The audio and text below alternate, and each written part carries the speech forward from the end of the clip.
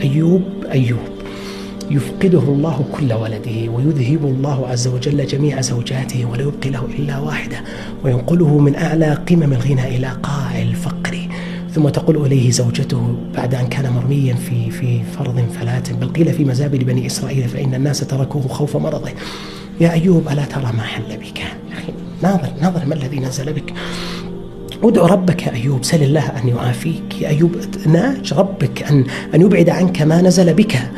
وإذا بها قال: والله إني يعني كما جاء عنه وكما قال: إني أستحي من الله أني معافى منذ ما يزيد على 70 سنة، وأنا في نعم من ربي سبحانه وتعالى وآلاء وفضل. ثم جملة واحدة فقط، جملة واحدة: مسني الضر أنت أرحم الراحمين، عبودية الوصف لله. ثم يبين الله جل وعلا لك أن هذه المفردة ارتجت لها أبواب السماء. خلاص اركض برجلك، هذا مغتسل بارد وشراب. ثم آتيناه أهله ومثله معه، وحتى قال ابن كثير: ساق الله إليه سحابتين أمطرت أحدهما فضة والأخرى ذهب، حتى امتلأت جعبته بالدرهم والدينار. رد الله إليه ولده وأحيا الله له زوجته، على قول: وآتاه مثل ما ذهب منه. هذا كله بكلمة واحدة. كما يقول ابن تيمية أن الأدعية الصادقة هي الجند الذي لا يغلب.